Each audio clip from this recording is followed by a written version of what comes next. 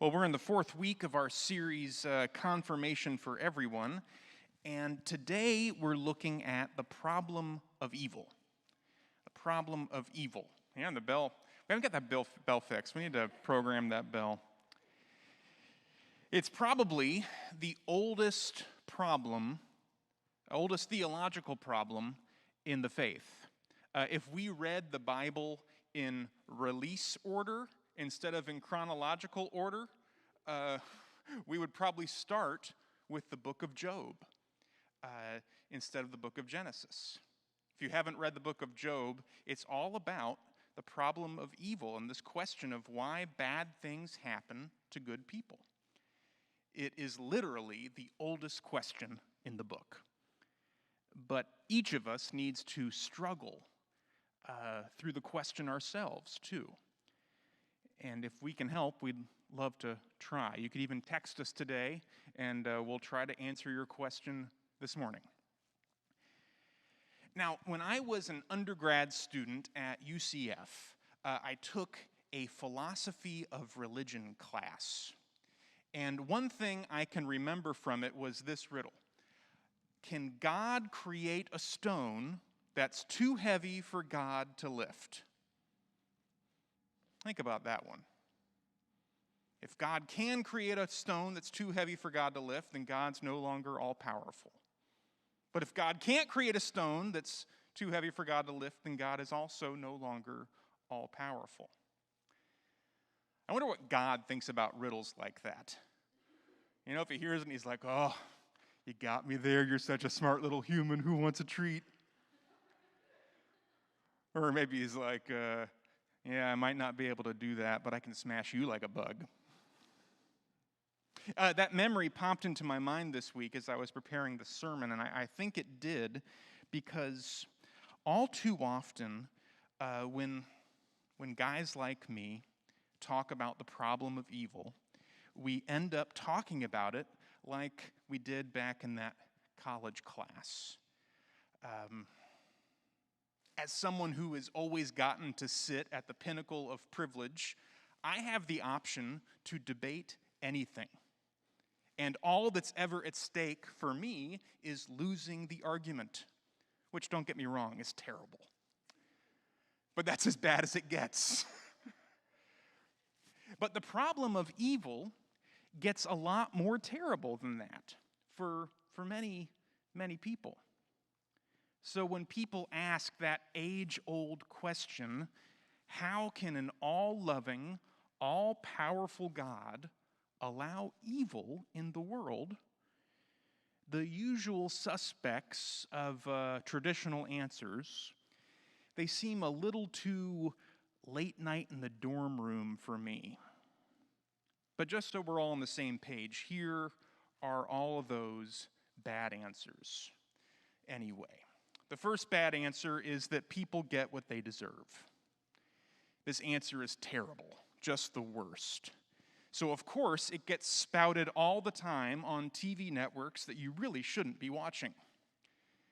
But sometimes those TV preachers do get what's coming to them, leading to headlines like, U.S. Pastor Tony Perkins, who believes natural disasters are sent by God to punish gay people, has fled his flooded home in Louisiana. Oh, man.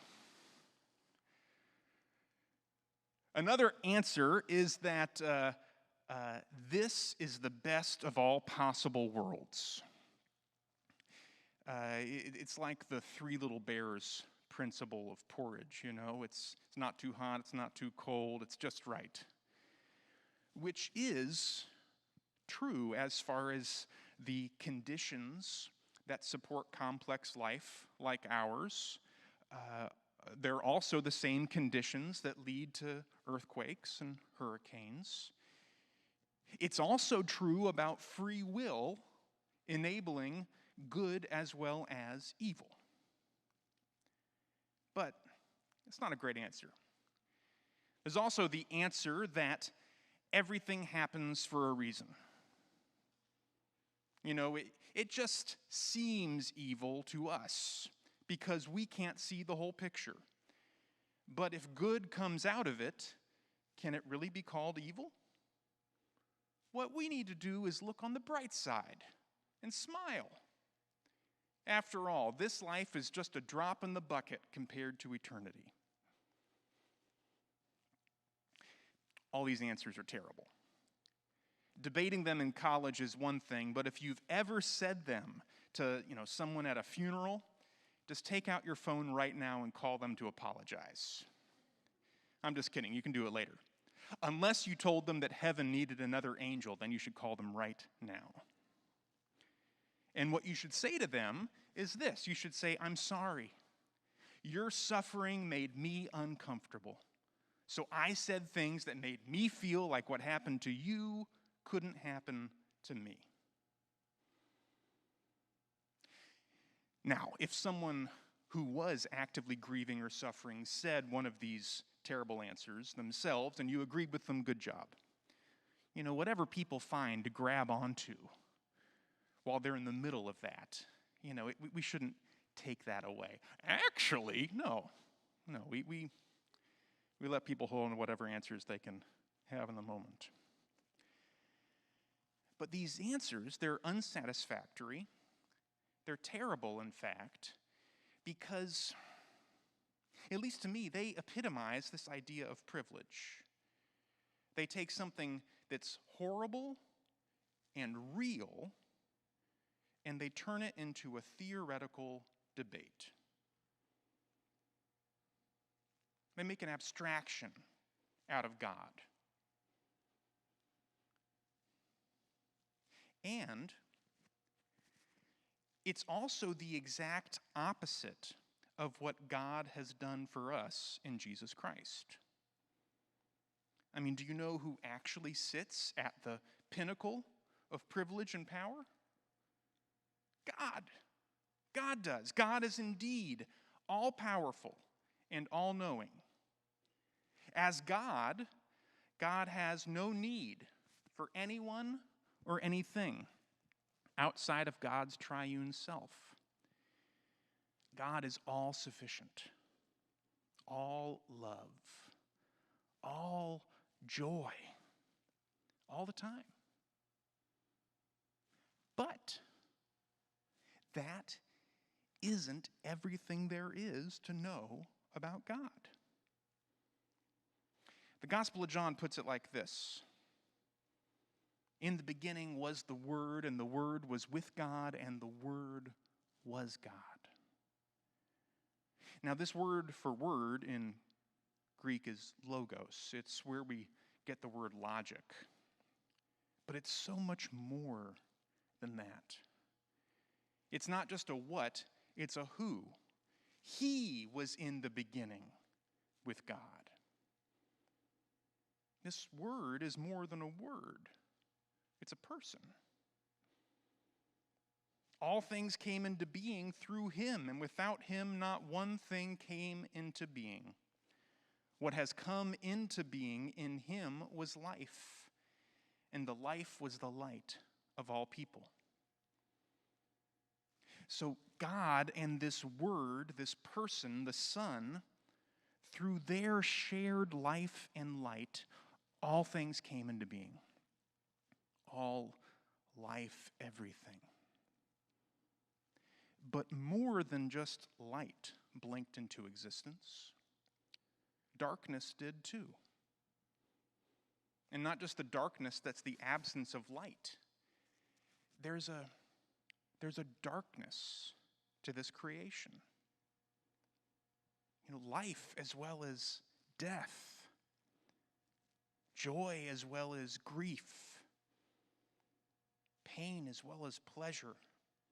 Sickness and health. Growth and decay. The light shines in the darkness, and the darkness did not overcome it. But neither did the light snuff out the dark.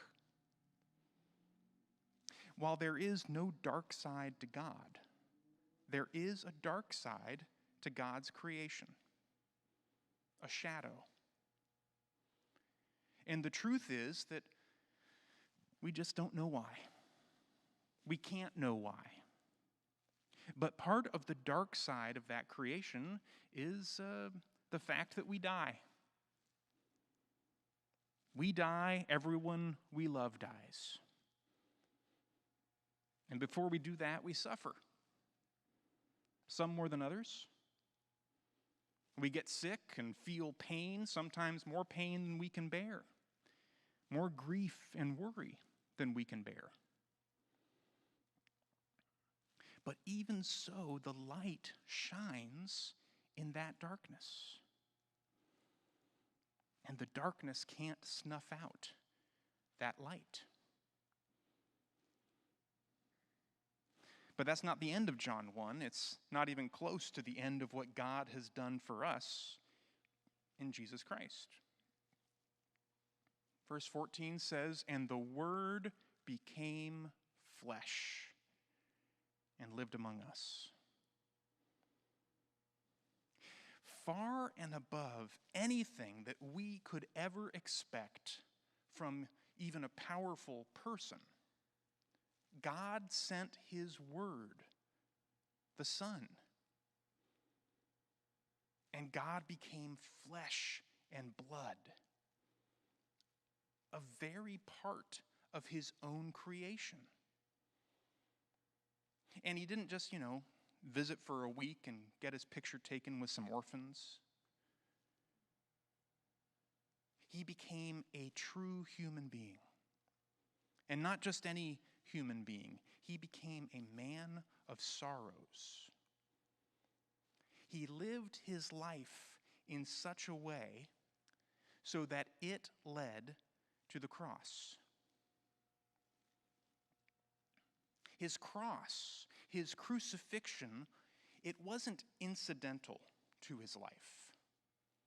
It wasn't just a speed bump. His cross was His life. Someone much smarter than me puts it like this: when the crucified Jesus is called the image of the invisible God, the meaning is that this is God, and God is like this. God is not greater than He is in His humiliation. God is not more glorious than He is in His self-surrender. God is not more powerful than He is in this helplessness. God is not more divine than He is in His humanity. Everything that Christian theology says about God is to be found in this Christ. Here He Himself is love with all His being. It's from Jürgen Moltmann, The Crucified God.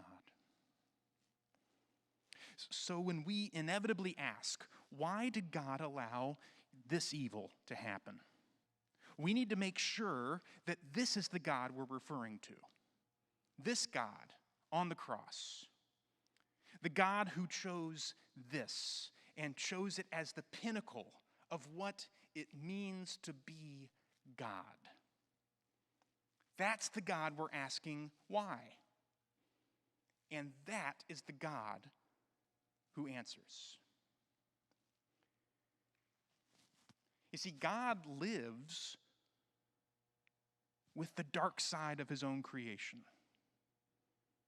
God carries it within Himself. So while we do not know the reason for evil and suffering, at least we know what the reason is not. It can't be that God doesn't love us.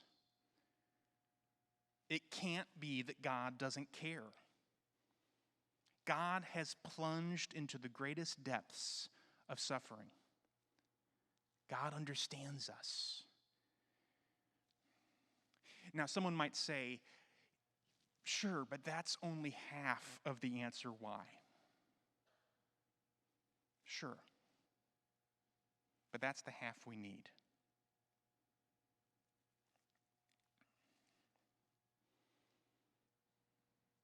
Okay, but not all evil comes from the dark side of creation.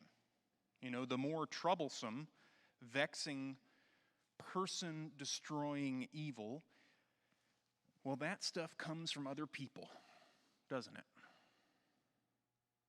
And those who ask why, when they've been victimized by criminals, either petty or corporate, they ask an even harder question.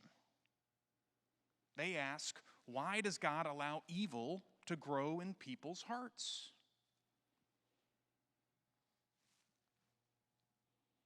The right answer to that question is that God doesn't. It's not God's will for that to happen to anyone.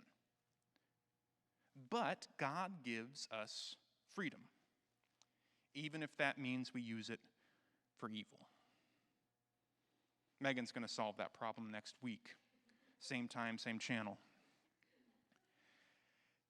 So all I'll say about it this week is that, you know, sometimes it is helpful for us to recognize that we are fighting against evil. It's not just misinformation. It's not just culture or trolls. There really is evil in our world. You know, the fact that people have gotten our friends and neighbors to mistrust this vaccine and die as a consequence, it's not just stupid, it's evil. And it's a perfect example of how evil manipulates our hearts and minds, not just theirs. When people come under the power of darkness, their eyes don't turn some spooky color. They don't get the dark mark tattooed on their arms and say, "Hail the Dark Lord." They become more certain. They become more religious. They become more sure they're doing God's will. Ephesians 6:12 says, "For our struggle is not against enemies of blood and flesh, but against the rulers, against the authorities, against the cosmic powers of this present darkness, against the spiritual forces of evil in the heavenly places." Our question today isn't so much, how do we fight against evil, but why does God allow it? Where is God in it? So again, we turn back to Jesus on the cross. Is Jesus on the cross a picture of God's absence in the presence of evil, or a picture of God's presence in it? Are those who suffer in the fight against evil, whose lives are taken from them by it, and I'm thinking of Martin Luther King Jr., of Dietrich Bonhoeffer, aren't they proof of God's presence in the midst of evil?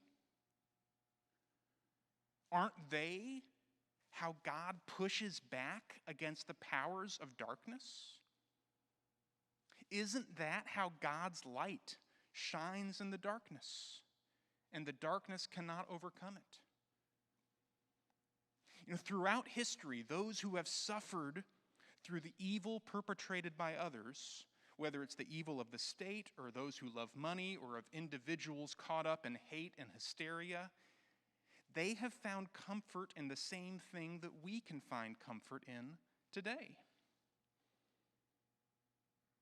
God fought it and won before, and God will do it again. The whole history of God's people is that story. Some of the people got to see that deliverance, but most just longed for it. But it always came. So for us, instead of asking why, ask what now? Where are we in that story right now? Are we in the longing part? Well, then the what now is to pray, to comfort those who suffer, to tell the truth about the evil in the world, even if it's just in our community? Or is God about to raise up a Moses or a Martin? Then the what now is to listen to them, to pray for them, to follow them, to give our lives, if necessary, as God pushes back against the darkness. Our hope, even as we wait, is crystallized in this quote from Shirley Guthrie. It's printed in your bulletin. If you'd like to read along, you can take it home. You should read the chapter this week. It's great. It says this. It says, God is so powerful that evil must finally serve God's will for our sake. God does not will evil. Evil is what God does not will. Nevertheless, God's power is so great that it can make good come out of evil. We see this clearly in the death and resurrection of Christ. God did not will the sin and injustice that led the political and religious leaders, and in their own way, even Jesus' own disciples, to reject Jesus and the kingdom of God's love and justice that he served. Yet it was precisely their rejection that made possible the salvation of the world through the Christ whom God raised from the dead. Just where evil seemed to triumph most completely, just there it served the powerful, liberating love of God. This does not mean that evil is secretly good. It does not mean that we may do evil in order that good may come from it. It does not mean that we ought to try to comfort ourselves and others too quickly and piously by assuring ourselves and them that the tragedy, suffering, and injustice are not really so bad after all because it's for our own good. But it does mean that God's love is so powerful that when all is said and done, even the worst manifestations of evil must finally serve God's will for us and for the world that was and is and will be God's world. All right, we'll pick back up with confirmation for everyone next Sunday. For now, let's stop, worship God through our offering. If you want to text a question, we'll talk about it after the offering. This offering is it's how we pay our bills around here, but for us, each of us, it's how we worship God. It's a part of it. We worship God with who we are and what we have. So let's do that now.